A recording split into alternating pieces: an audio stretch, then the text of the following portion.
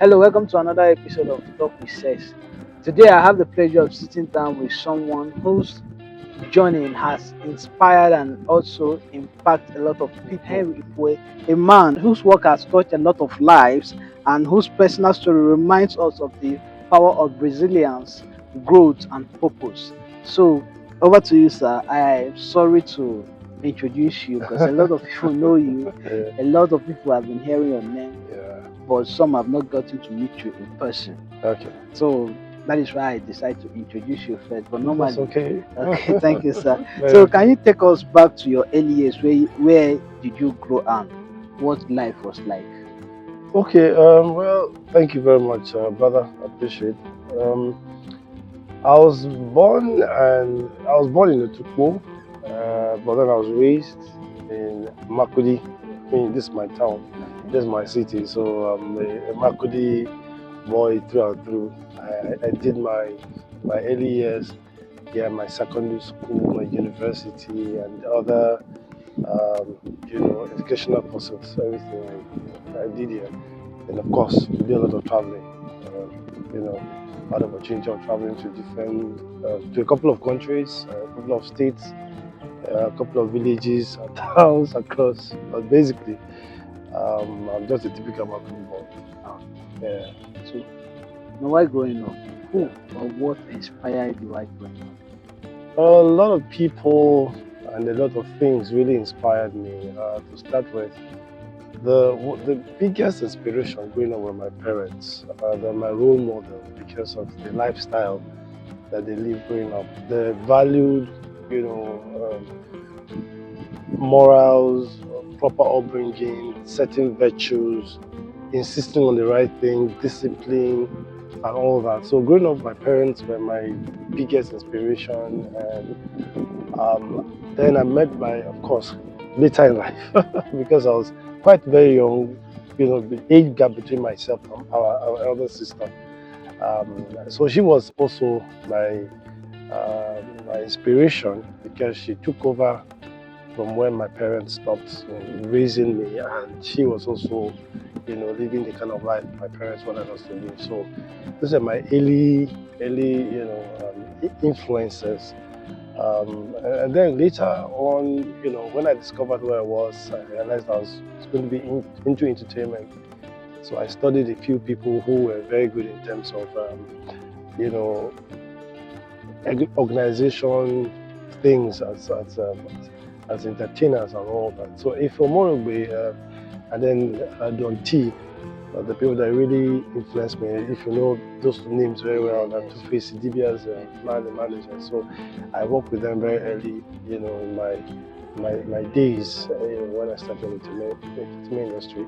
And then in the radio stuff that I am now, incidentally, what Stevia you are really influenced me. Stay famous Sake, growing up, I had just one radio station in my city then. And then I love to listen to the radio. So I love the way they represent it. I love the power of, the media trying to reach out to so many people. I could imagine, okay, I'll sit down in my house or the comfort of anywhere and just people talking to you or saying or passing certain information to you. So I found that quite fascinating and interesting. So this people influence my, what I do today. Because going to the university, what I studied was accounting. I didn't study mass communication or Wow. English or theaters or the arts, basically. But then while I was studying at the university, I was still a presenter on a radio station because I was quite interested in that area and I You had pursued it passion for it. very much, very well.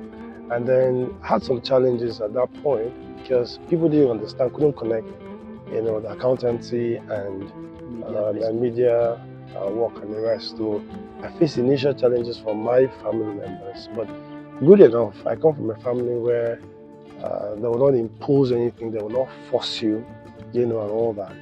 They didn't know that's what I wanted to do because my studies, my activities around were not related to that, but that was my inner, passion that I had. So when I realized that that was what I wanted, they all supported me.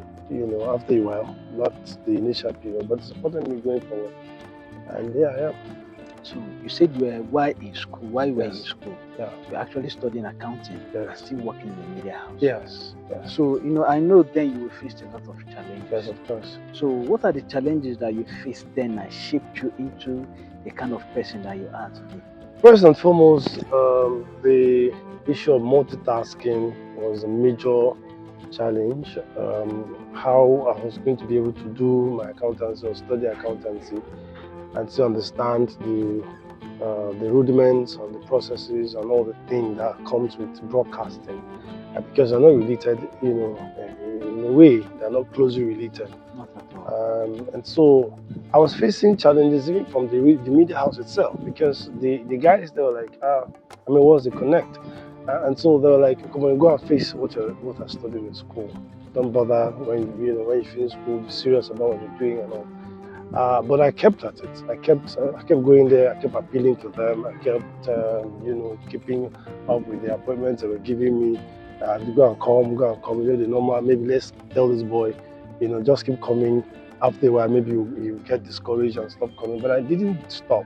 So that got them interested. I'm like, okay, there's something very passionate about this guy, or serious about this guy. So that was one of the major challenges I faced. And then, of course, from the school, my fellow classmates in school, we work on the campus. I'm like, okay, I was this one doing in the media house, but that didn't take long, because before I knew it, I was a household name in the state. I was also a household name on campus. I was one of the most popular, students on campus as a result of what I was doing.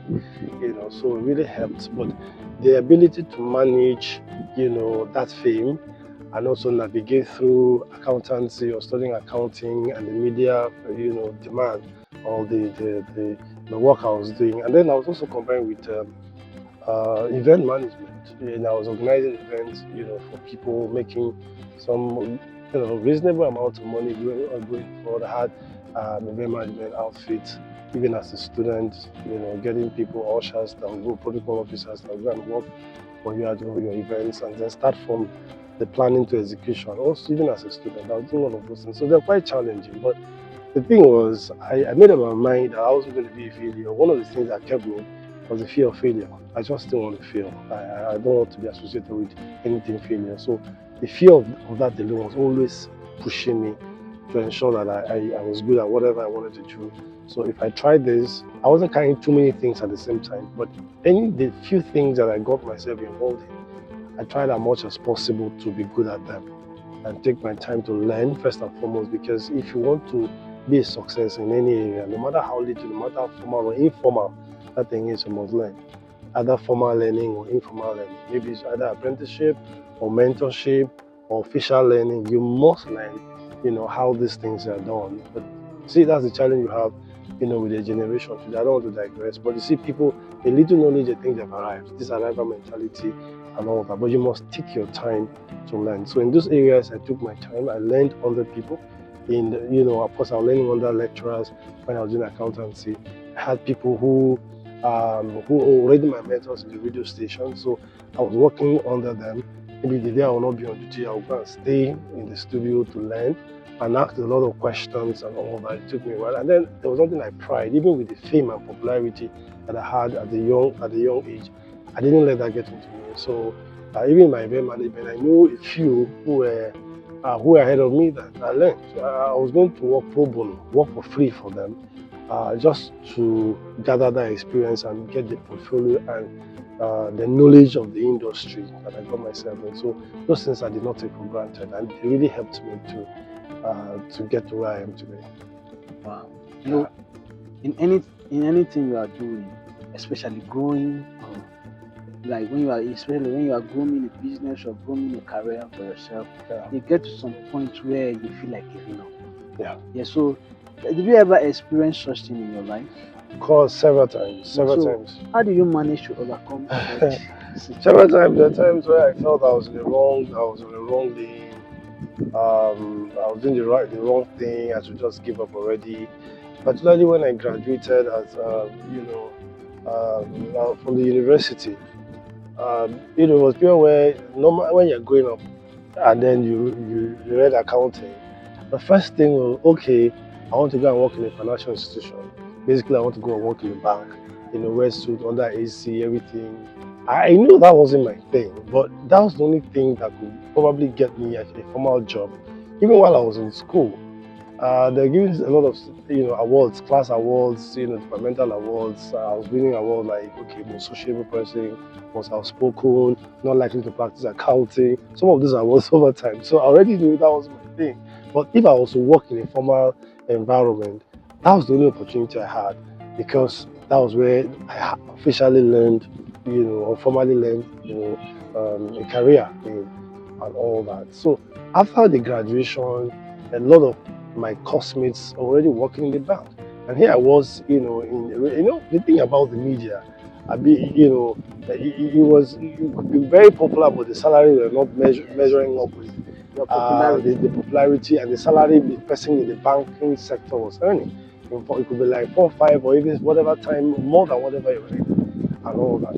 So, but what kept me was the fact that, okay, well, not about what even kept me. The challenges were there were, okay, so I couldn't meet up with certain needs, basic certain needs. I couldn't meet up with them. And then I'll pass on the road, I'll trek, Yeah, and then you see somebody else, your code, yeah. Henry Ipole, and looks at Exactly. the God personality. bless you. So it was a major challenge. I think I'm doing something wrong. Then my mates who got into formal jobs, financial institutions, banks those days, they'll just pass on the street and wave, and they don't wind down and wave, and then here you are trekking on the street. They're like something And is you're more wrong popular somewhere. than them. Yeah, So I like no, I think I need to get a job, so that I can wear a normal suit, and all that, with tie and the rest. So at that point, I wanted to give up. I had an opportunity of working in any bank at that time because I had an in-law who was deputy accountant general of the state. That all he told me was like, just tell me the bank you want to work at. Yeah, in fact, I was just to choose the bank. When I said no, and they thought that something was wrong with me because where I was working, in a radio house, the salary wasn't that it could even compare the amount of money I was earning, to those who were working in the bank. So they thought something was wrong with me somewhere. But thing is, at that point I wanted to give up. But then the only thing that kept me at that point was the fact that anytime I thought of leaving, the fear of not the fear of the unknown, but that level of dissatisfaction. I was ready. Anytime I'm on the radio, I'm doing one or two, I get that sense of fulfillment. And I realized very early, that's why I told you earlier that my parents were my greatest influences, or those who, because they'll tell you certain virtues in life, give you certain values and morals in life to let you know that money is not everything. You can make all the money in the world, but you'll not be a happy person. All right, you'll not be very fulfilled as if with all the money that you have. And I have that experience. I had a lot of people who were making a lot of my friends who were making a lot of money, but they were looking up to me. They realized I was happier, I was more fulfilled, I was freer, I was, everything. They could see me and like living my life. You see them, even with the money, they were not looking happy, looking very fun. You know how banking or whatever, demand then was. They're good to work in the morning as early as 7. You don't even know when else they'll leave the bank for that day. So it was a big problem for them. But I had time, as a media personality, to venture into other things, to think about my life more. I had time to have a balanced lifestyle. But I couldn't have a balanced lifestyle, because they didn't have the time. I felt that all they needed to do was to make money. So what kept me on was the result I was getting, the impact, my being on radio was having on the people. I could walk on the street and people would tell, oh, they want to be like me. Oh, how do I do this thing? They get, they get inspired. I'll get testimonies of people like, what thing you told me helped me. That major tip we're giving out, I gave it a try, and today I've started my own business. Somebody told me at one point I wanted to commit suicide from Otupo where I told I was born. Yes, from a very influential family. He looked for me and told me, look, I needed to meet me. I didn't know what it was for. But he told me eventually that he almost committed suicide. That he had his bath, had his knife on the bed. He went into the bathroom to like, okay, I'm coming out, was going to end up. But for some reason, there was a radio by the side. He was listening to the radio. And then I was the one talking on the radio. And then I didn't even know why I was saying the things I was saying at that point, because I didn't know what conditions people were.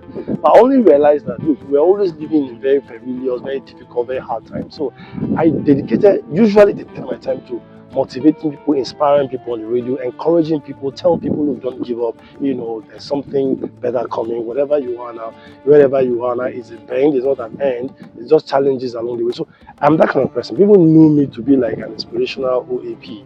Or motivational OAP. That's what I do on the radio basically, apart from the normal traditional conventional stuff. Any little time I have to talk about stuff generally, talk about life, inspire people. And so this young man, looked for me, came all the way from Otupo, and he told me that, what happened to him was that while he was taking his bath, he now heard me, I was playing a song, a motivational song. And then I came on, and then I started talking. And he said from nowhere, she started crying.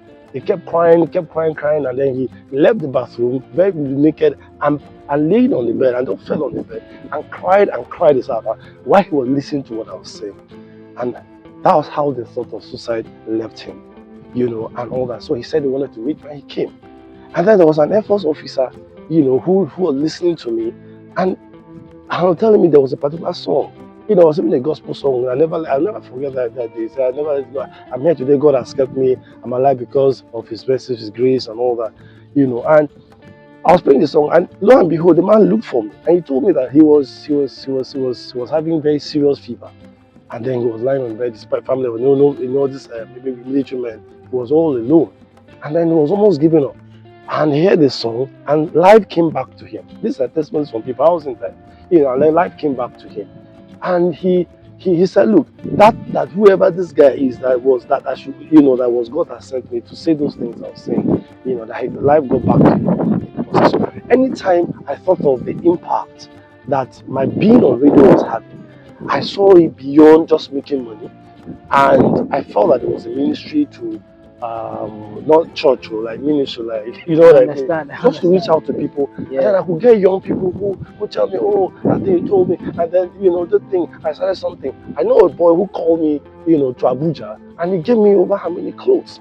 That he got something, there was something he had me say on the radio. I said, let him give it a try. I gave it a try. Today is one of the biggest fashion designers in Abuja till today, as I speak to you, a couple of years ago. So the testimonies were everywhere. And so anytime I thought of leaving that, I felt very defeated. I felt very like, oh, so it's about the money. They're leaving all those things. I now realized that, okay, on the radio, I'm very fulfilled on the radio. The impact I was having,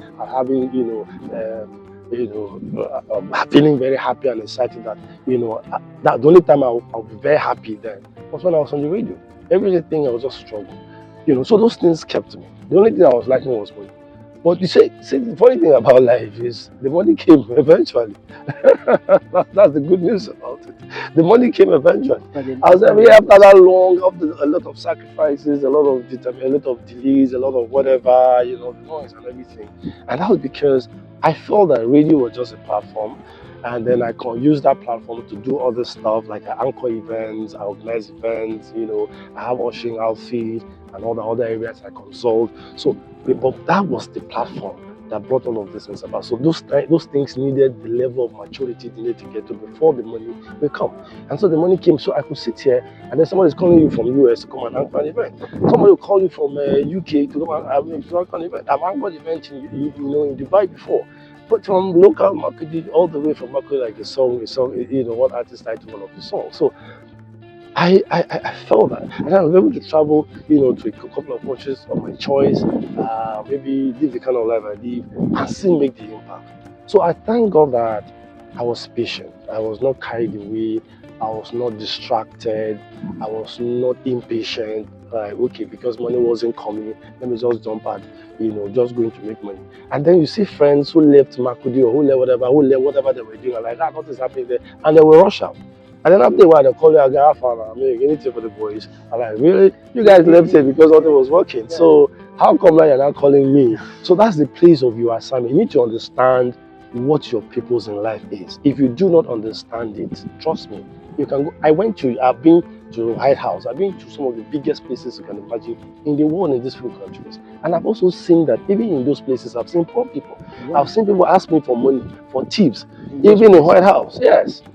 Outside, as a passing, even in a lot of the biggest places in New York. I went to Boston, Massachusetts, and I saw people begging me for money. Black monkey, like they used to call us. And then I'll go there. But these are Americans.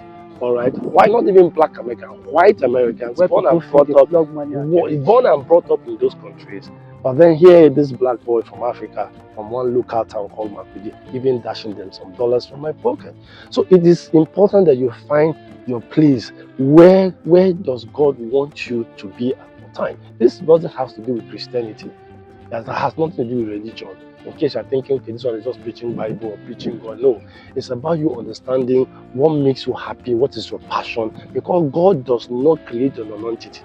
Every single creation from God has something very important. God doesn't create anybody anyhow. It is because for some reason we have failed to understand our place or the purpose for which God has created us. So at the end of the day, you are now struggling. You don't even understand your place or your purpose. And that's why he told us, go to a land that I will show you. He said, go to the land that I will show you. So if you don't understand and hear and know to the land, if I go to another land, you know go make up, you know go pure for you, right? But if you go where God say, okay, now there, say now meet you say go there.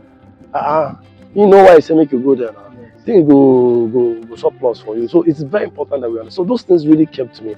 The upbringing that I had, from my parents and the people around me, and of course, just maybe grace helped me to really understand. I don't get carried away, I get distracted. I had the opportunity, I was in the US, and there was something I did not hear, that I was not supposed to come back because most of my family members were there. I was supposed to remain there and whatever. I left. But that one, I don't go lie. I found a reason and say, "Kai bless you, make one small mistake for the main." Based on what I don't see now. But anyhow, but people say they go, but the truth is, it is important, right, that you understand the purpose of God. If you be say maybe I've even lived in America, I feel not pure for me. You get it and all. I don't be say you are pure like that, but I know they suffer. I know they beg for bread. I know they depend on one or two. Say if you know be this, you get certain things now where they say no be my prayer point again.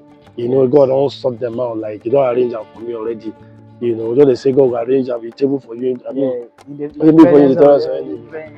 so that's how it has been. I know I've gone beyond certain things you asked for, but I felt it was important. When someone looks at your life journey, Yeah, it's quite inspiring and motivating. thank you. From being an accountant, studying accountant, to a media personality. Yeah. So, out of curiosity, I want to know, what is success to you? Because you said something earlier, that you were popular. Yeah. But there were some things that you were lacking in your life. Yeah. But that means people were looking at you like you were successful, but Yeah. to you were not there somewhere. yet. Yeah. Because you were lacking some certain things in your life. Yeah, but somebody looking at you and say, this person is a very successful person. I wish to be like him. Yeah. But deep inside, then I'm lacking this thing. Yeah, So I get. what is success to you? Okay, well, thank you very much. That's a very, very important question, because the reason why you see this confusion in the world, everybody wants to do everything, because for them, if you are doing something and it's working for you, they say, my God, this guy did success, that's the pure for him. I'll leave whatever I'm doing, I want to pursue, whatever I think, thinking that is where I'll get my success, right? So for some, success is relative. For some, they say maybe only when they don't get all the money in the world, when they get the power, they buy the cars, build the houses and all that, see as a successful person. But for me, very simple definition. Success is your ability to understand, the purpose for which you were created into this world, and not just realizing the purpose, but you are actually fulfilling the purpose for which God has created you. It could be in any area, but so long as you are good at what you identify, what God has created you to do.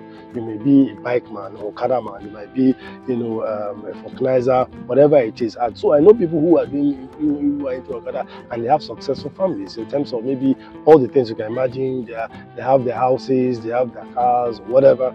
So long as you identify what you were created, for, and you are able to fulfill and follow that path that God has made for me, that's success. Any other thing is just secondary. We're just putting ourselves under pressure because of what other people are doing.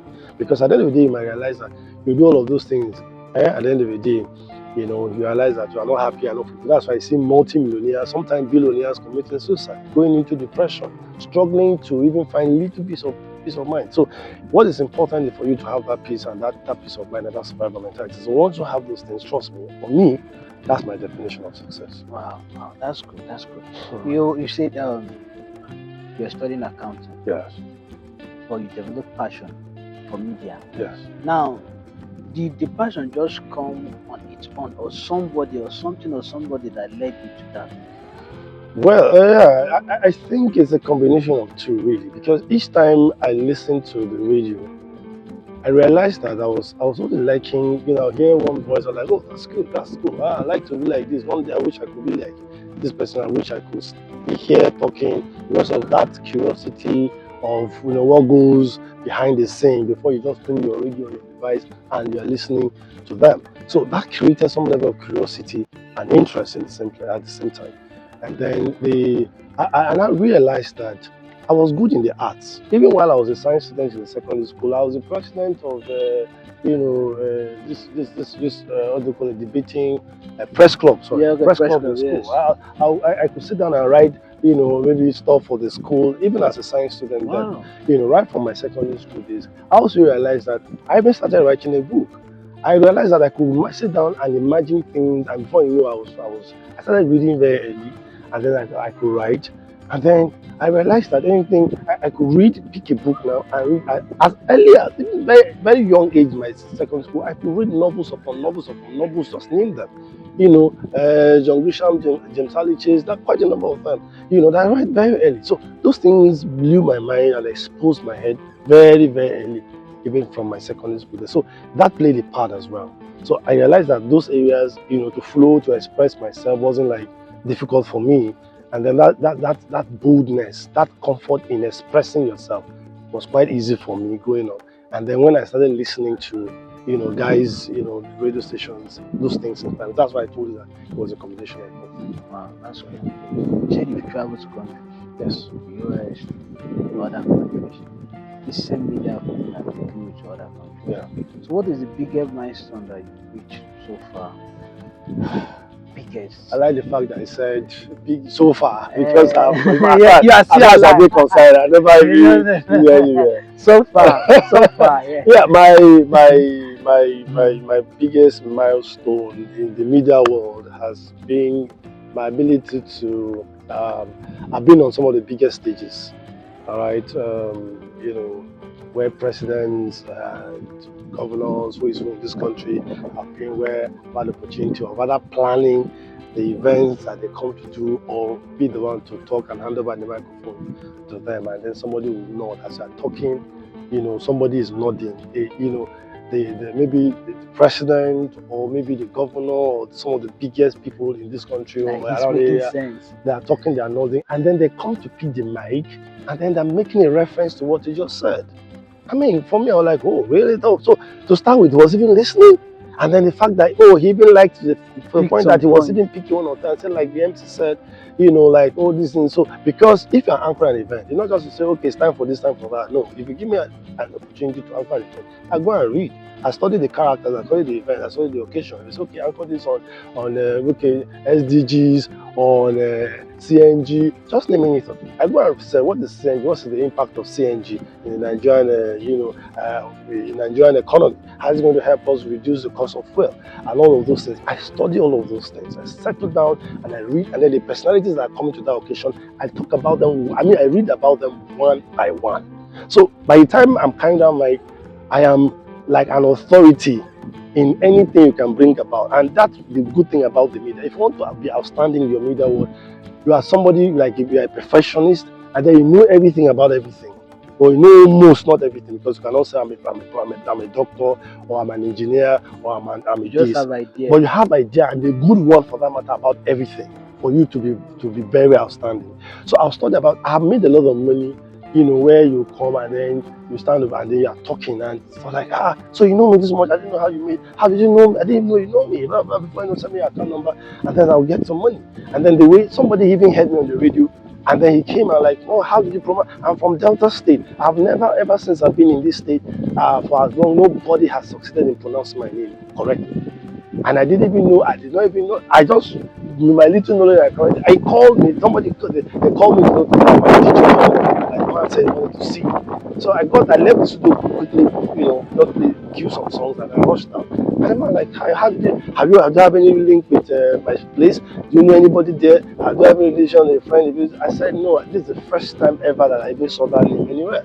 Maybe in a local, it doesn't be saying, be anything special, but I got it because of when you study, you study, I know there's a way you you see something, you know how to pronounce it very well, you know how to address certain people very well. Like before you started, like you wanted to get my name very well. You took your time to like, how is it pronounced? So, but it should be, careless, anyhow, run of the mill, interviewer will just murder your name, and I'll feel very offended. Yes. Like, you really want to interview me, you don't even know how to pronounce me, you don't even know anything about me.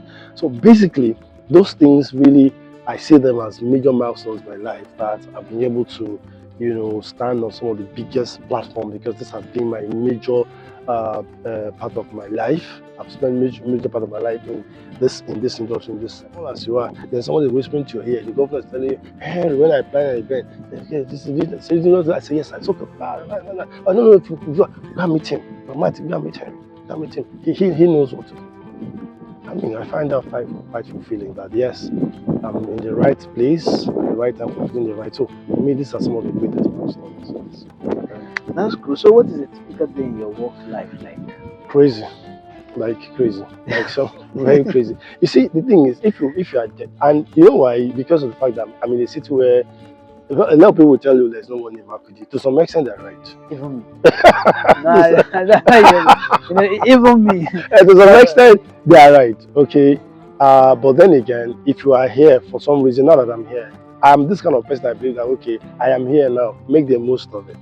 All right. Even if I don't make the most of it, and I go to where there's money, if I do not make the most of it, the money, you open your mouth and the money will come from anywhere. Yeah. What do you do once or twice in Abuja or in other bigger cities? The money will come. You have to do like 10 times here for you to get it. So you need to double your hustle. That's the point I'm trying to make. If I putting in 10, you put in 20. God bless you. So my day is very, very, very crazy because I have to make sure that small 10,000, that small 50K, that small 200, that small 500K.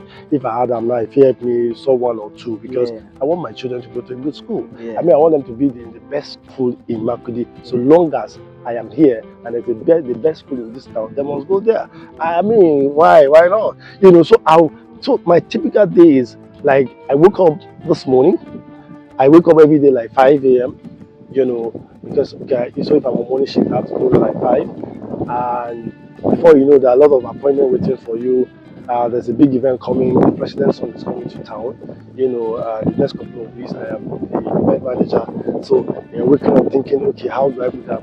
Since morning, I've been trying to say, okay, how do I put up some billboards, to announce he's coming and all that. And every other day, okay, I got there. There's a program. I wake up and like, okay, the sponsor program from some NGO from Abuja that I needed to present. So my day has been, I now got a call from you, that I needed to be here. And then as I'm talking to you now, I walked out of, to make a call before this interview started. So someone is already waiting for me. And so if I leave my house in the morning, sometimes I don't even know when else I'm coming back. But one thing that has really helped me, no matter how crazy my day is that power of planning. No matter how busy I am, no matter how hectic my plans or my activities are choked, what I've done over the years that has helped me is to-do list. It works like magic. Even it's just a normal call, a normal whatever, as I wake up every day of my life, I must write something. I don't write do me. So I write. So I can be very busy. So it's possible for you to be very busy without being productive. Yes. All right. Because you have not really aligned your thoughts, your patterns. So I write all the things. Okay. So which one that is the priority? So that at the end of the day, I will not come. Okay, I have to see somebody in many hotels, and maybe probably I'm supposed to see somebody maybe not far away from here. But simply because I did not write it down, they escape my memory. Yeah. I'll rush to town. I realize I have to come back here. You see how counterproductive I can be. But I have written it down. I realize, okay, I'm coming this way. All the things I need to sort out this way, I arrange just the way that. So your day is more productive. You are now more organized and more more focused on whatever thing you are doing. So it's usually very crazy. Like almost on a daily basis, I'm extremely very busy with one small activity or whatever. But then again, I try to write things down. This and this and this. As I'm writing down, I understand myself what I'm doing. Right now, you can tell me what are the next 5 things I need to do I can tell you even without because I already written them down. I already know, I already arranged my time. How I'm going to do those things and all that. So it becomes quite easy, but it's very crazy, typical day. It's just that I cannot wait for. I was very busy yesterday. I couldn't watch Arsenal Real Madrid match. So, I believe you are an Arsenal Mama, no. See, I'm not something I'm waiting to know after a while. I'll deliberately go home earlier so I can go and watch the match. And so now that people won, it's doing better. I will enjoy more. But I believe they are going to win you guys on the second leg. Whatever. See, I told somebody yesterday, as far as I'm concerned, I won a champion. Okay. It was Arsenal against the world yesterday. Nobody, it was Arsenal against the world. The usual, the placeholder club, the usual noise, the usual, the Real Madrid will kill us, So that means if you win Real Madrid, you people will take it that you won the Champions League, right? Not even if we won them yesterday. I'm not even talking about second leg. They won we have won yesterday. we have done something. Okay. What are the biggest challenges you face in this your line of work? How have you been able to overcome it? Okay. The biggest challenges for me is, or the biggest challenges for me is, this fear of how do I meet up there with so much of expectations. People are looking up to you for so many things. People believe so much in you about everything, and how do I meet up those expectations is one of my major challenges. And so I wake up every single day of my life thinking very hard how to meet up with those challenges and those expectations. That I'm good at what I'm doing. Yeah, allegedly, like allegedly. On radio doesn't mean that I'll go to radio the next day and just sound all the same. I need to plan how do I sound different. I mean, I'm not sound. How do I do something different? How do I say something different? Every day you need to come up with new ideas. And then understand, follow up with the trend, what's going on, so that we are not sounding, sounding old school. Yes. It's like what happened, everything. So it's a big challenge for me because of the times that I found ourselves, so many things that we're struggling to achieve, or at the same time. So, but then you need to keep up with the pace at the same time, and that's one of the reasons why I'm this long in the industry. That's the spirit behind my longevity, and that relevance and that influence in the industry over time. That's one of, and then meeting up with the demands of personal issues that you need on a daily basis and all that. And then we're in this town where, like, oh no, there's not so much money. Several times I've been approached to leave this town several times. And then this temptation, like, oh, they'll tell you, okay, so is money that make you run away, Abby? Is it money that make you run away? What happens to all these things before those things will just tempt you? You just feel like, okay, look, this is beyond money. It's about ministry. It's about affecting lives. It's about impacting. It's about influencing the lives of people. It's about service, and all that. So these are some of my. Okay, so you say you are a married man. I am married, happy. Most people in this entertainment world find it difficult maintaining a successful married life. Yeah. So how do you balance your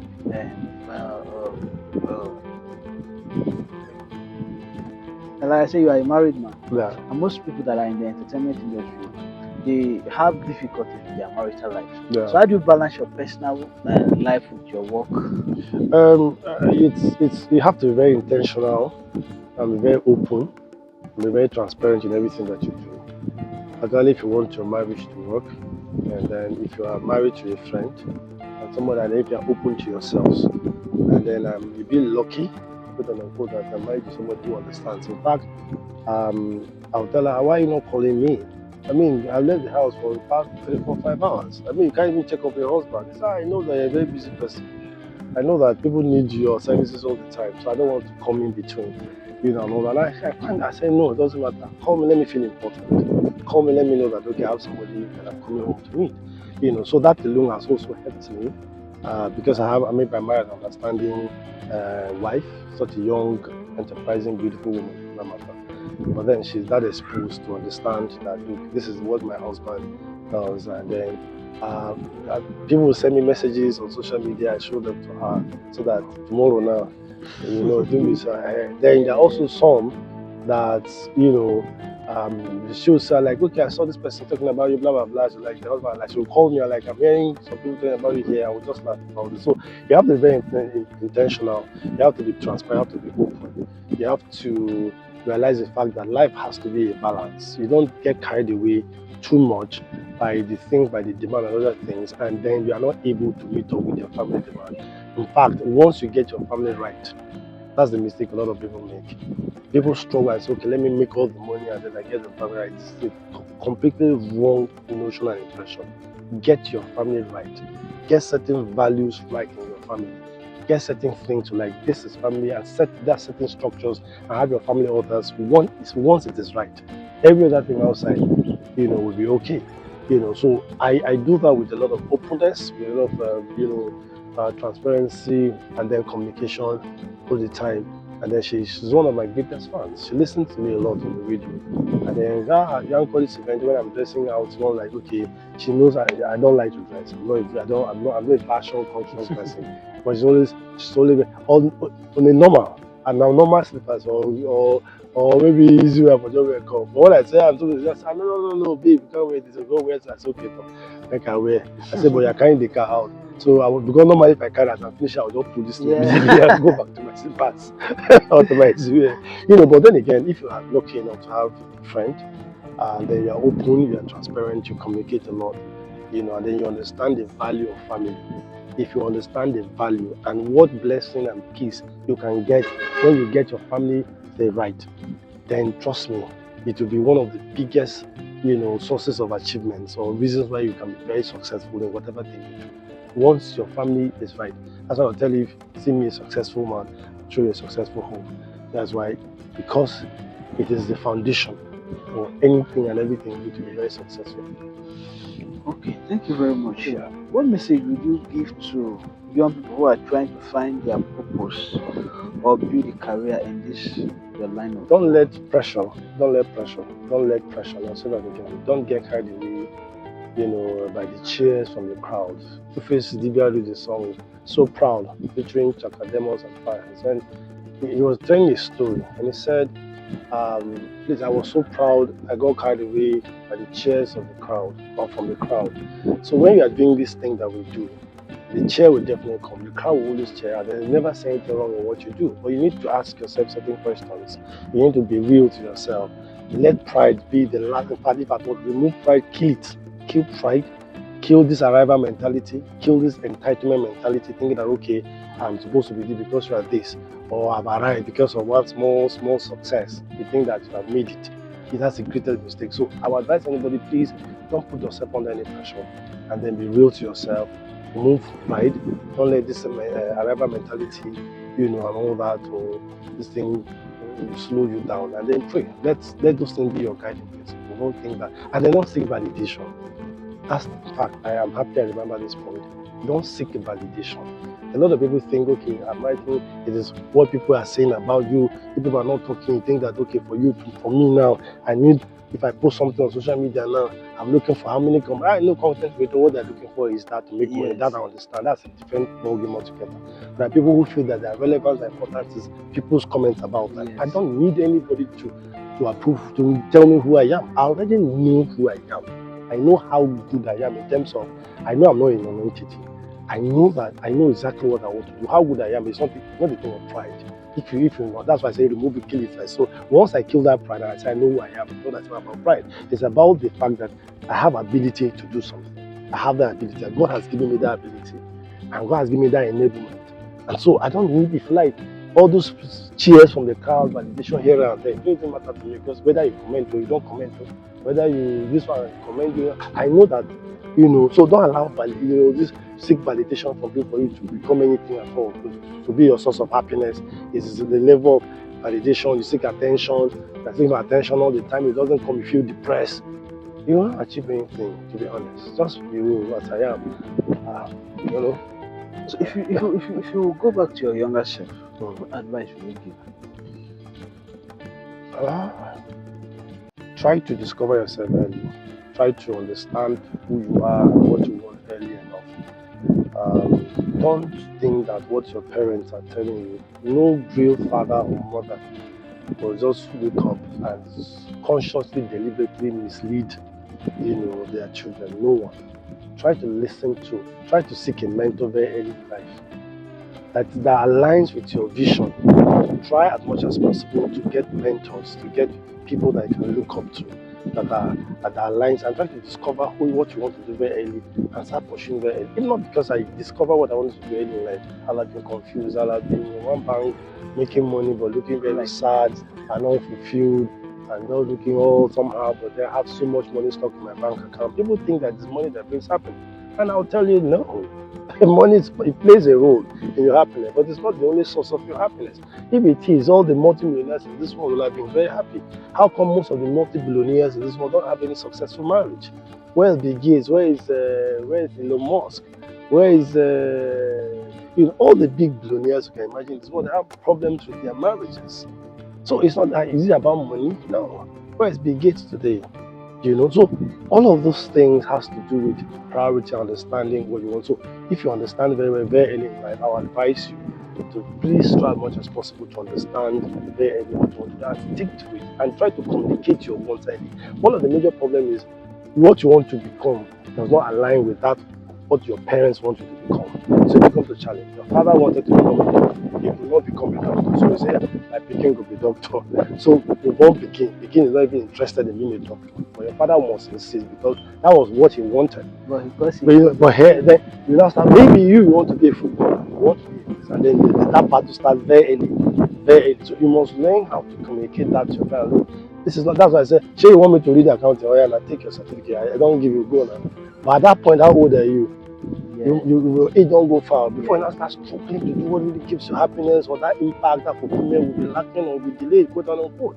So try very early to understand what you want to achieve and stick to it. Get mentors, communicate what you want exactly to your parents or to your guardian or whoever, and then keep praying. Let God, help you. Because there's a place, everything we do here in the physical has a manifestation from the spiritual. So whether we like it or not, either as a Muslim or as a Hindu, as a Christian, as a traditional herbalist, whatever we do here has some manifestation, it has some roots in the spiritual.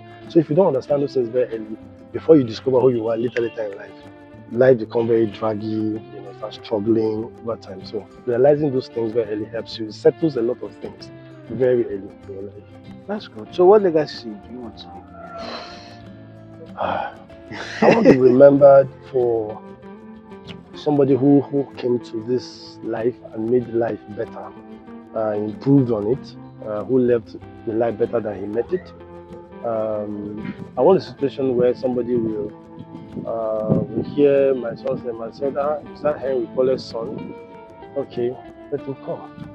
We just carry him from the back, or her from the back and come to the front because of your name is not because of certain things. Yeah. So I'm very conscious of that. So whatever I do now, I try to be very good at it. I try to be very fair to every man that comes, have clear conscience, help people, be there for people, play, and just hope that yes, maybe one day, because I've seen it. But from the Bible, this one says, is there any one that is in this house that I live? Bless him. Because of what the father did so many years ago. So I want to leave a legacy of simplicity, that service, and this person sacrificed his life for humanity. And that's what I do. That's what stands me. I'll leave it to you today. Yeah. Wow. Thank you very much, Mr. Henry, for sharing your story. Your story is not just a reflection of grit and heart and purpose, but it's an inspiration that somebody can listen to, and it's going to guide his way through life. I really thank you for your time. Thank you very much. Thank you. I appreciate it. Thank you, sir. Thank